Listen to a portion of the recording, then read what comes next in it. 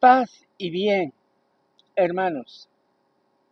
Jesús, el Santo de Dios, entra en acción. Homilía para el domingo cuarto del tiempo ordinario en el ciclo B del año litúrgico, escuchando este año el Evangelio según San Marcos. Estamos en el capítulo primero, versículos 21 al 28. Y entran en Cafarnaúm. Y al sábado siguiente entra en la sinagoga a enseñar. Estaban asombrados de su enseñanza, porque les enseñaba con autoridad y no como los escribas. Había precisamente en su sinagoga un hombre que tenía un espíritu inmundo. Se puso a gritar: ¿qué tenemos que ver con nosotros contigo, Jesús Nazareno? ¿Has venido a acabar con nosotros? Sé quién eres, el Santo de Dios. Jesús lo increpó: cállate y sal de él. El espíritu inmundo lo retorció violentamente y dando un grito muy fuerte salió. Todos se preguntaron estupefactos: ¿qué es esto? Una enseñanza nueva expuesta con autoridad. Incluso manda a los espíritus inmundos y lo obedece. Su fama se extendió enseguida por todas las partes, alcanzando la comarca entera de Galilea. Palabra del Señor.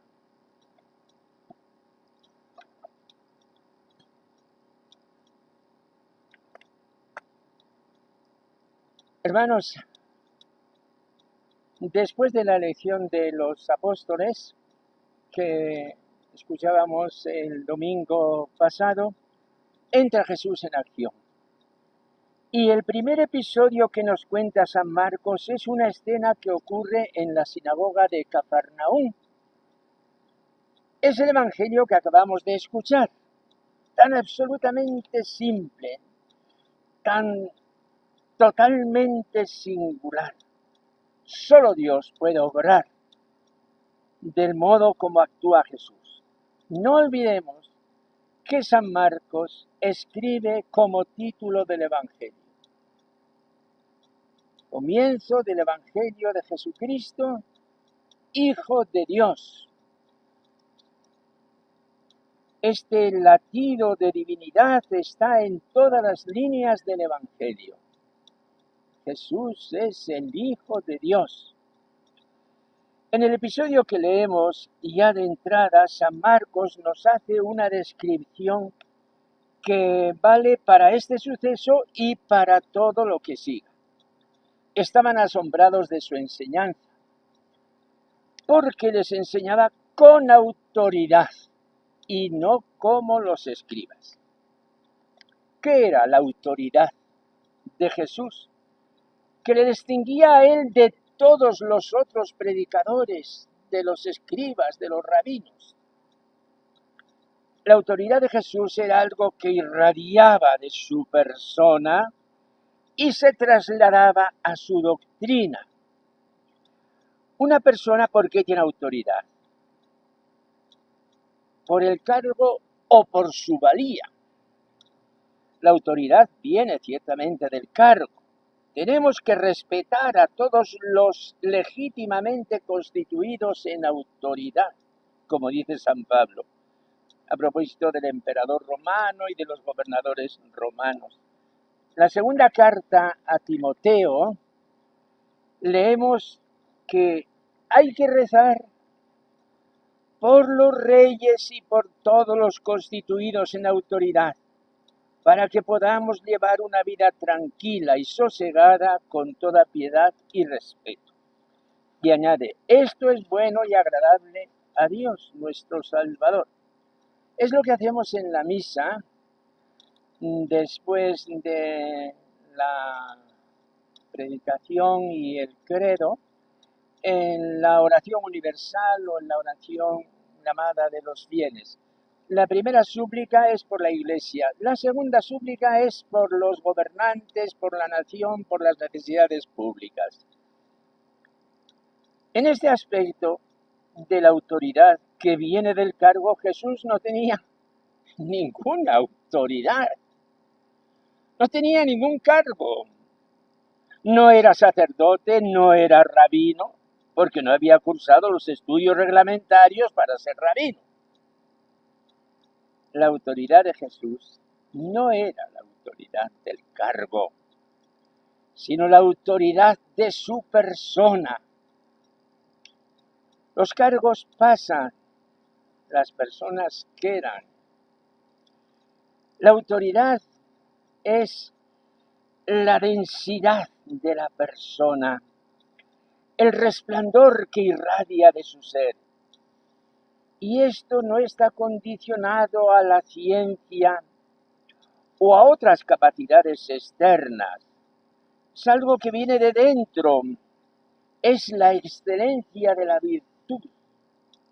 Una persona sencilla, de aldea, de rancho, México decimos, puede ser una persona muy respetada como persona de autoridad, de prestigio.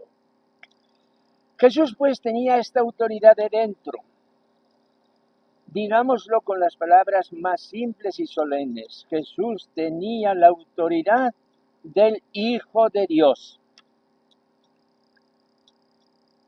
En virtud de esa autoridad que le viene directamente de Dios, su Padre, se enfrenta contra el espíritu del mal.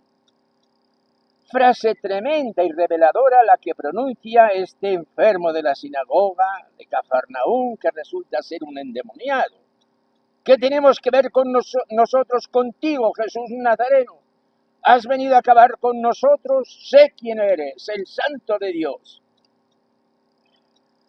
Jesús es llamado el Santo de Dios, que es una inmensa definición de su personalidad, con ninguna otra comparable. Entre los profetas, Isaías, al inicio de su vocación, contempló en el templo la gloria de Dios y escuchó a los serafines que se cantaban uno a otro: Santo, Santo, Santo es el Señor, Dios de los ejércitos, llenos están el cielo y la tierra de tu gloria. El Santo de Israel tuvo la experiencia de haber visto con sus ojos al Santo de Israel, que es una expresión típica de este profeta, una expresión bella y fascinadora.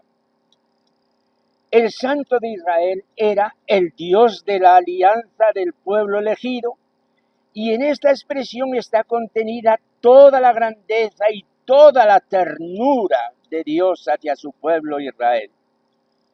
Es algo divino que Israel pueda contar con su Dios con una seguridad y una esperanza plena y pueda llamarle el Santo de Israel. Si yo cuento para mí, para la comunidad que es mi pueblo, con el Santo de Israel, tengo la salvación asegurada. En el libro de Isaías podemos leer frases tan bellas como estas que voy a citar. Gritad jubilosos habitantes de Sión, porque es grande en medio de ti el Santo de Israel. El capítulo 12. Otra expresión. Los oprimidos volverán a alegrarse en el Señor y los pobres se llenarán de júbilo en el Santo de Israel. Capítulo 29. Un lenguaje que ha pasado a los salmos. El Señor es nuestro escudo y el Santo de Israel nuestro Rey. Jesús, pues, es el Santo de Dios. Y quien dice el Santo de Dios, dice el Santo de Israel.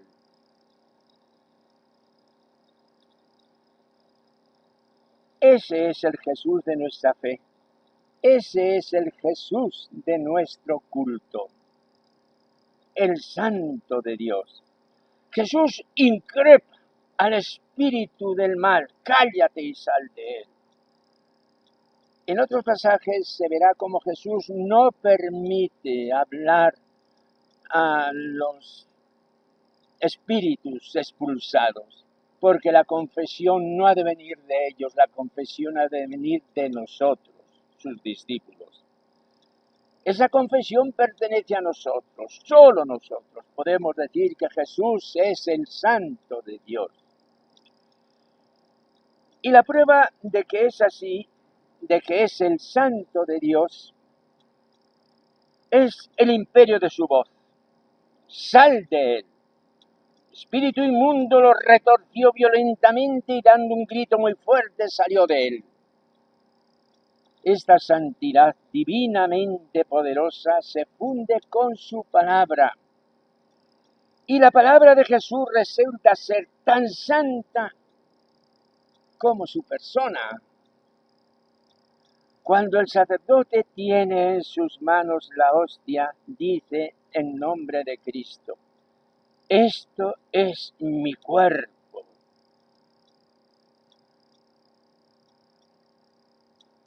Y lo que se dice se obra.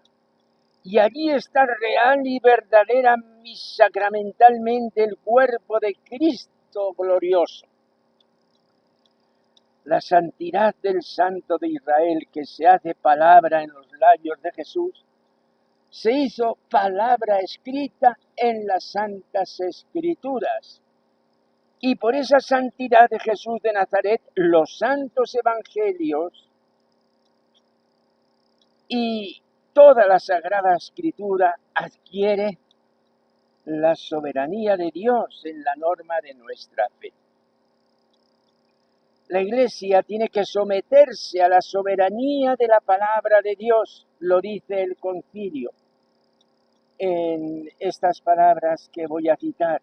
Este magisterio de la Iglesia, evidentemente no está sobre la palabra de Dios, sino que la sirve, enseñando solamente lo que le ha sido confiado por mandato divino y con la asistencia del Espíritu Santo.